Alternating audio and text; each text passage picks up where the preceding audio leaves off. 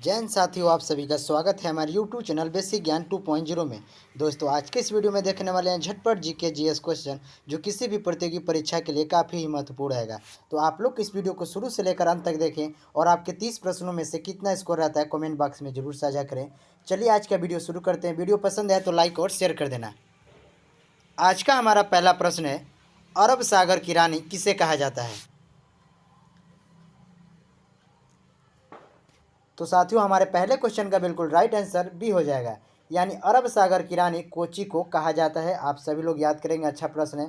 आप सभी लोगों से यहाँ पे प्रश्न होगा, भारत का पेरिस किसे कहा जाता है? कमेंट बॉक्स में जरूर बताएं।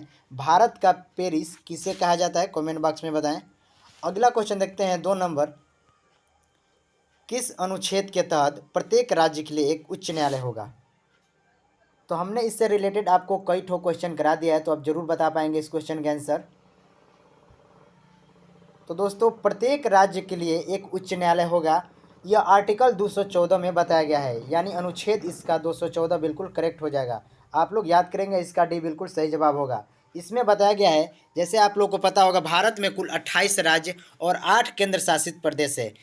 इस समय वर्तमान में अगर पूछा जाए भारत में कुल कितने उच्च न्यायालय हैं, तो हमारा आंसर होएगा 25। आप लोग याद करेंगे, ये भी 25 बिल्कुल सटीक जवाब होगा। देखिए, प्रत्येक राज्य के लिए एक उच्च न्यायालय होगा, लेकिन ऐसा भी कहा गया है 214 में कि 2 राज्य का मिला के एक भी उच्च न्यायालय हो सकता है। आप लोग याद करेंगे, जैसे में आप सभी लोग को पता होगा, भारत में कुल 28 राज्य हैं, लेकिन हमारे पास वर्तमान में कितने उच्च न्यायालय हैं? तो 25 है। और एक यहाँ पे क्वेश्चन उठता है कि किस एक केंद्र शासित प्रदेश का एक अपना उच्च न्यायालय है?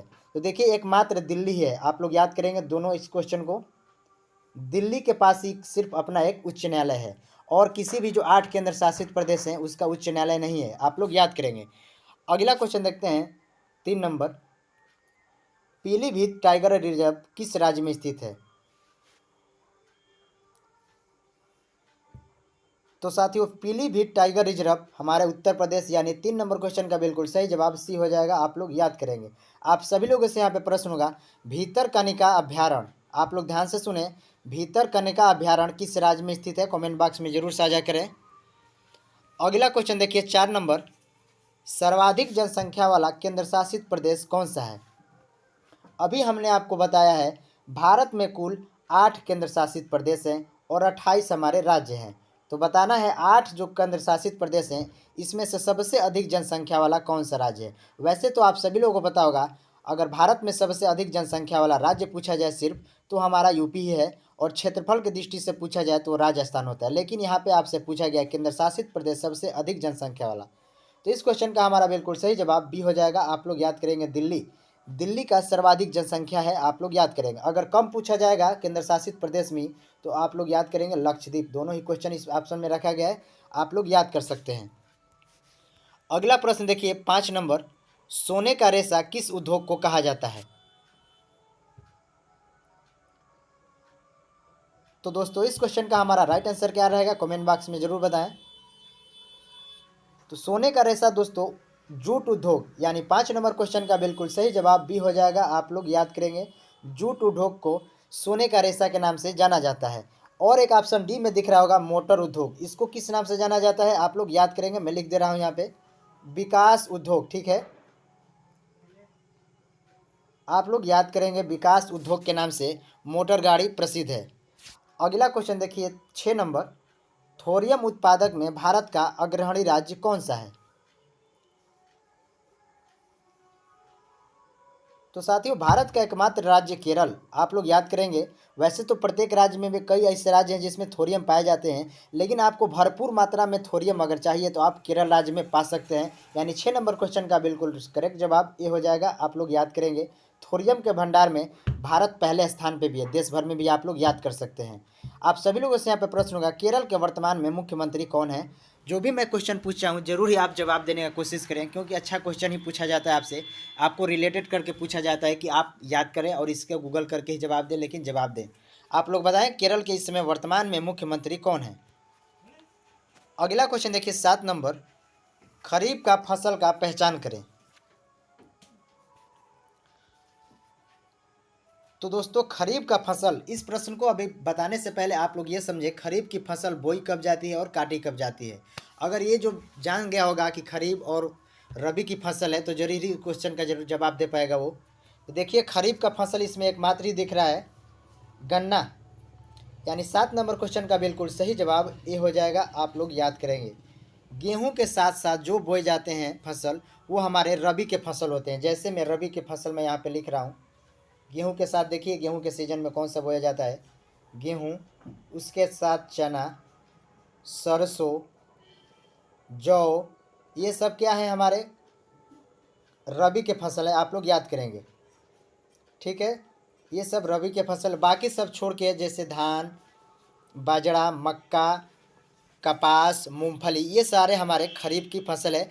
कमेंट बॉक्स में आप सभी लोगों से यहाँ पे प्रश्न होगा कि रबी की फसल की बुआई की सीजन कब होता है, कमेंट बॉक्स में जरूर बताएं। रबी की फसल कब बुआई जाती है, कब बोई जाती है, आप लोग कमेंट बॉक्स में जरूर साझा करें। अगला क्वेश्चन देखते हैं 8 नंबर, लाल मिट्टी किसकी उपस्थिति के कारण लाल होता है। तो साथियों लाल जो मिट्टी होती है वो हमारे लौह ऑक्साइड, यानी ऑप्शन बी में दिख रहा होगा आयरन के ऑक्साइड, इससे कहीं कहीं आपको इससे भी लिखा हुआ देखने को मिलेगा लौह ऑक्साइड। बात एक ही है, सिर्फ यहाँ पे इंग्लिश का उपयोग किया गया है। लौह ऑक्साइड यानी आयरन ऑक्साइड के कारण मिट्टी में यह पाई जाती है। लौह ऑक्साइड के कारण ही जो है लाल मिट्टी लाल दिखाई देती है, सॉरी मिट्टी जो होती है वो लाल रंग की दिखाई देती है। आप लोग याद कर सकते हैं। आप सभी लोगों से यहाँ पे प्रश्न होगा काली मिट्टी को और किस नाम से जाना जाता है। बहुत ही फेमस क्वेश्चन है, कई बार एग्जाम में रिपीट होता रहता है। काली मिट्टी को किस नाम से जाना जाता है। वैसे तो काली मिट्टी में सबसे अधिक मात्रा में कपास फसल बोया जाता है। यहाँ पे आप लोग याद करिएगा इस क्वेश्चन को।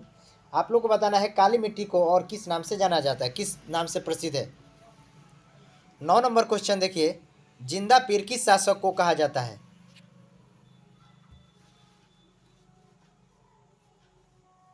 तो साथियों जिंदा पीर औरंगजेब, औरंगजेब को जिंदा पीर के नाम से जाना जाता था। आप लोग याद कर सकते हैं, अच्छा प्रश्न है, ये इतिहास का एक प्रश्न है। आप सभी लोगों से यहाँ पे प्रश्न होगा जो औरंगजेब है किस वंश का शासक है। कमेंट बॉक्स में हम आपको हिंट भी दे दे रहे हैं, मौर्य वंश, गुलाम वंश, इल्तुतमिश वंश, ठीक है। आप लोग याद करेंगे, बताइएगा किस वंश के यह शासक है। 10 नंबर क्वेश्चन है हमारा, अगला क्वेश्चन है तालिकोटा का युद्ध किस वर्ष हुआ था।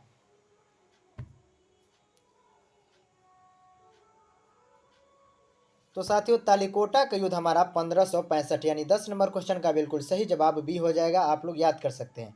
तालिकोटा का युद्ध जब हुआ था तो हमारे विजयनगर साम्राज्य, आप सब जरूर आप लोग जानते होंगे विजयनगर साम्राज्य, जो हम्पी की गुफा है जहाँ पे कर्नाटक में विजयनगर साम्राज्य हम्पी की गुफा, जो हमारे वर्तमान में 100 रुपये के नोट के पीछे इसका चित्र अंकित है, आप लोग सभी लोग देखे होंगे। तो इसी के कारण जो तालिकोटा का युद्ध हुआ था 1565, तालिकोटा के युद्ध से ही विजयनगर साम्राज्य का पतन हो गया था, यानी समाप्त हो गया था। आप लोग याद करेंगे।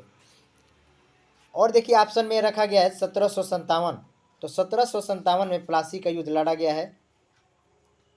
1760 में वाडिवास का युद्ध, ठीक है, वाडिवास का युद्ध आप लोग याद कर सकते हैं।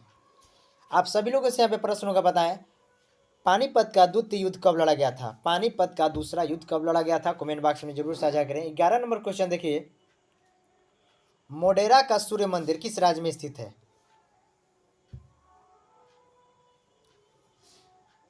तो साथियों मोढेरा का सूर्य मंदिर हमारे गुजरात, यानी 11 नंबर क्वेश्चन का बिल्कुल सही जवाब सी हो जाएगा। आप लोग याद करेंगे। इसको कभी कभी ये भी पूछ लिया जाता है किस शासक ने बनाया था, सोलंकी। आप लोग याद करेंगे सोलंकी जो एक शासक थे, इन्हीं ने इसका निर्माण किया था मोढेरा का सूर्य मंदिर। एक आता है सूर्य मंदिर जिसे ब्लैक पैगोडा के नाम से जाना जाता है, तो हमारा उड़ीसा में स्थित है। आप लोग याद कर सकते हैं। अगला क्वेश्चन देखते हैं 12 नंबर, बाणभट्ट किसके दरबारी कवि थे। तो दोस्तों बाणभट्ट हमारे हर्षवर्धन, यानी 12 नंबर क्वेश्चन का बिल्कुल सही जवाब भी हो जाएगा बाणभट्ट। आप सभी लोगों से यहाँ पे प्रश्न होगा, बाणभट्ट का एक प्रसिद्ध रचना है, वो बहुत ही फेमस है इसी रचना के लिए, बताएं उनकी पुस्तक का नाम कमेंट बॉक्स में। अगला क्वेश्चन देखते हैं 13 नंबर, तृतीय बौद्ध संगीत का आयोजन किस वर्ष हुआ था।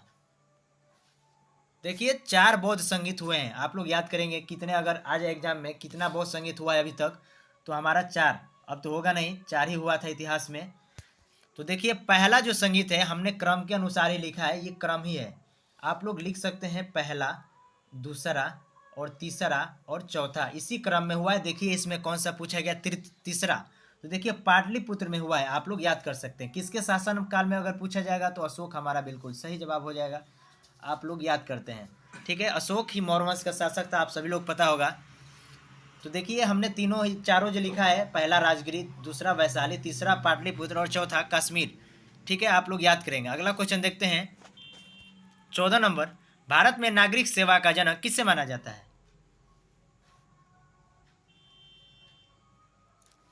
तो साथियों भारत में नागरिक सेवा का जनक लॉर्ड कॉर्नवालिस को माना जाता है, यानी 14 नंबर क्वेश्चन का हमारा बिल्कुल सही जवाब भी हो जाएगा, आप लोग याद करेंगे।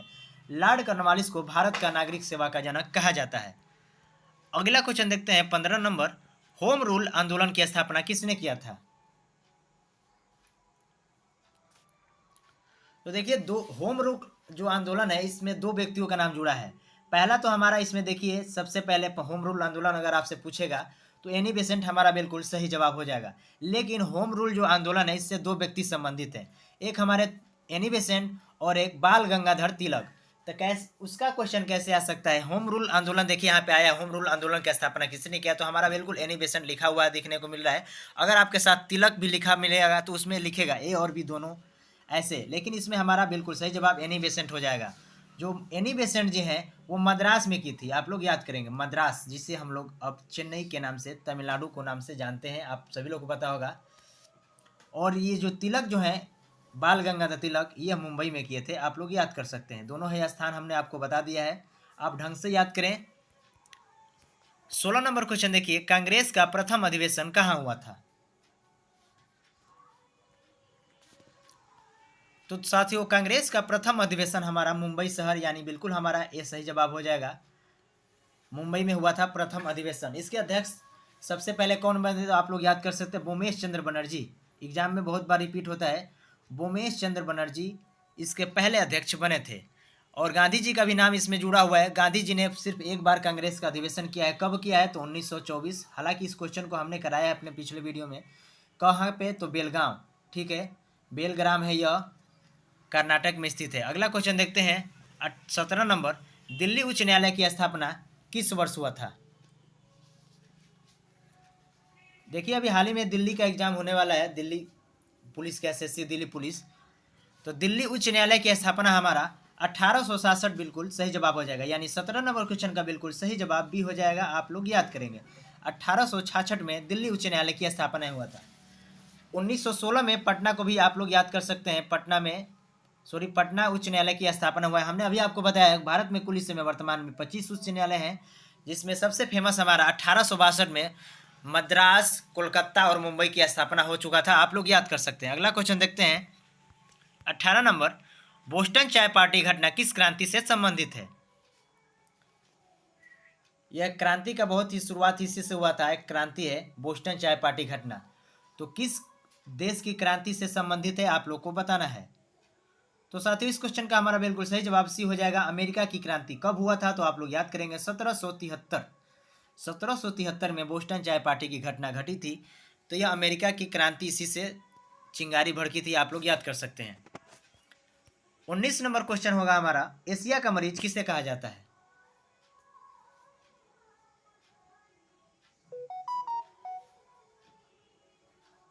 तो साथियों एशिया का मरीज चीन को कहा जाता है, आप लोग याद करेंगे। अच्छा प्रश्न होगा, यानी 19 नंबर क्वेश्चन का बिल्कुल सही जवाब ए हो जाएगा। अगर आपका यूरोप का मरीज पूछा जाए, ध्यान दें, यूरोप का मरीज तो हमारा टर्की, इस समय नया नाम टर्की हो गया है, आप लोग याद कर सकते हैं। इसको पहले तुर्की के नाम से जाना जाता था।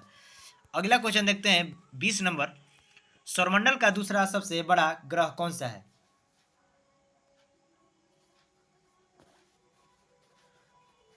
तो साथियों इस क्वेश्चन का हमारा बिल्कुल सही जवाब बी हो जाएगा, यानी सबसे बड़ा ग्रह बृहस्पति है, उसके बाद हमारा बृहस्पति आता है, शनि आता है। ठीक है, आप लोग याद करेंगे। सबसे बड़ा अगर आपसे पूछा जाए तो पहले नंबर पे बृहस्पति, उसके बाद शनि, उसके बाद अरुण।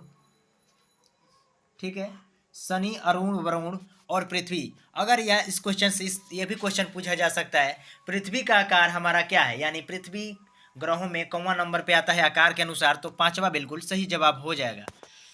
21 नंबर क्वेश्चन देखिए, अरावली की पहाड़ी सबसे ऊंची चोटी बताना है, यानी अरावली एक पहाड़ी है जो विश्व की सबसे प्राचीनतम पहाड़ी है। ठीक है, आप लोग ये भी याद कर सकते हैं, सबसे पुरानी अगर पहाड़ी पूछा जाए कौन सी है, तो अरावली की पहाड़ी हमारा बिल्कुल सही जवाब हो जाएगा। तो उसी का आप लोग को बता देना है सबसे ऊंचा चोटी कौन सा है, शिखर कौन सा है। तो 21 नंबर क्वेश्चन का हमारा बिल्कुल सही जवाब गुरु शिखर। गुरु शिखर यह अरावली के पहाड़ी पर स्थित है। इसकी ऊंचाई कभी कभी पूछता है 1722 मीटर, आप लोग याद कर सकते हैं। अगला क्वेश्चन देखते हैं 22 नंबर, प्रेयरी घास के मैदान कहाँ मिलते हैं। तो साथियों प्रेयरी घास के जो मैदान है वो हमारे अमेरिका के, यानी यह शीतोष्ण के घास के मैदान है। दो प्रकार के घास के मैदान आते हैं, एक शीतोष्ण और एक उष्ण कटिबंध। तो प्रेयरी जो है यह अमेरिका का एक घास का मैदान ही बहुत ही फेमस है, आप लोग याद कर सकते हैं। अगला क्वेश्चन देखते हैं 23 नंबर, डेनमार्क की राजधानी कहाँ है। तो साथियों डेनमार्क की जो राजधानी है वो हमारा कोपेनहेग, यानी 23 नंबर क्वेश्चन का बिल्कुल सही जवाब सी हो जाएगा। देखिए जो बुडापेस्ट लिखा हुआ ये हंगरी, हंगरी देश की राजधानी है, आप लोग याद करें हंगरी। बर्लिन नाम से ही देख रहा होगा, जर्मनी की राजधानी है, ठीक है। और ओसोलो नॉर्वे की राजधानी, नॉर्वे की राजधानी हमारा ओसोलो में। इससे नॉर्वे को ही अर्धरात्रि की भूमि कहा जाता है, आप लोग याद कर सकते हैं। अगला क्वेश्चन देखिए 24 नंबर, नाथुला दर्रा किस राज्य में स्थित है।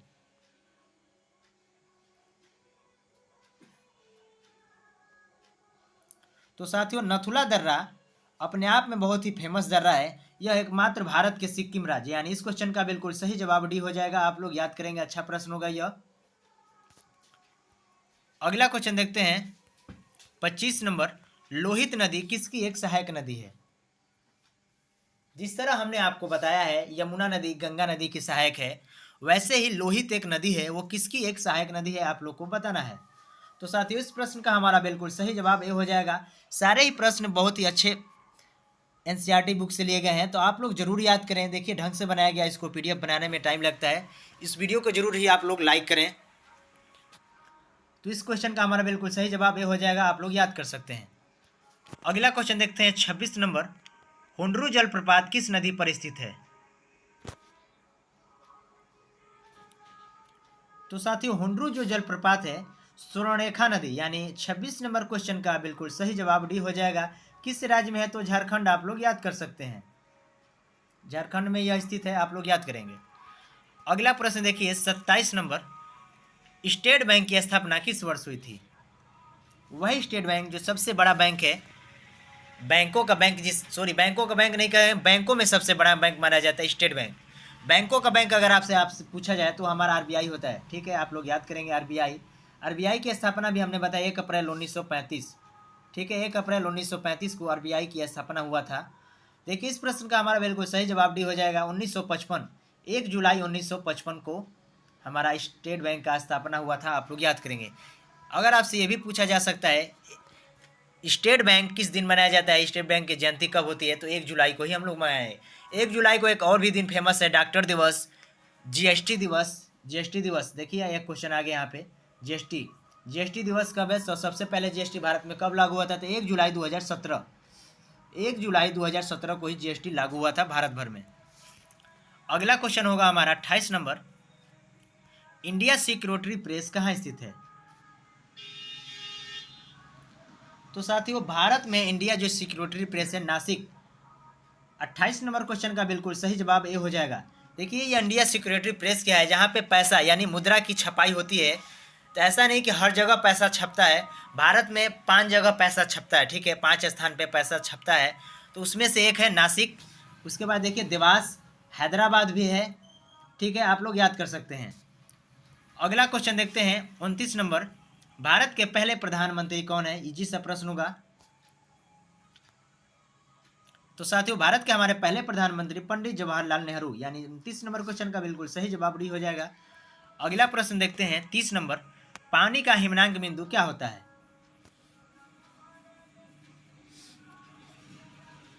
तो दोस्तों पानी का हिमनांक बिंदु यानी पानी किस, लेकिन देखिए यहाँ पे जवाब किस में देना है, फारेनहाइट ही ऑप्शन में सारे रखे गए हैं। तो देखिए फारेनहाइट में पानी का हिमनांक बिंदु क्या होता है। वैसे तो आप सभी लोगों को पता होगा 0 डिग्री सेंटीग्रेड और 100 डिग्री सेंटीग्रेड, जिसमें सेंटीग्रेड में पानी 0 डिग्री पे जमेगा, यानी हिमनांक है, और क्वथनांक हमारा 100 डिग्री सेंटीग्रेड में होता है। वैसे ही आपको फारेनहाइट में ही बताना है। तो ऑप्शन देखिए और इसका जवाब दीजिए। तो इस प्रश्न का हमारा बिल्कुल सही जवाब सी हो जाएगा, 32 डिग्री फ़ारेनहाइट। ठीक है, 32 डिग्री फ़ारेनहाइट में हमारा पानी जम जाएगा। अगर आपको क्वथनांक इससे पूछा जाए कि फ़ारेनहाइट में क्वथनांक कितना होता है, तो 212 डिग्री आप लोग याद कर सकते हैं। 212 डिग्री पे फ़ारेनहाइट में कोई भी पानी हमारा खौलने लगेगा। देखिए यहाँ पे हमने 30 प्रश्नों को पूरा किया है। आप लोग के यह वीडियो कैसा लगा कमेंट बॉक्स में जरूर बताएं। वीडियो के अंत में आपके लिए क्विज रखा जाता है। चलिए आज का क्विज देखते हैं। आज का हमारा क्विज है, पृथ्वी की सतह पर प्लान वेग लगभग कितना होता है। सिंपल सा प्रश्न होगा, जरूर ही आप जवाब दे पाएंगे। यानी आपसे ये पूछा गया है, पृथ्वी की सतह से आप किस वेग से कोई भी वस्तु को फेंकेंगे वह पृथ्वी पर पुनः लौट कर वापस ना आए। कमेंट बॉक्स में जरूर बताएं। धन्यवाद।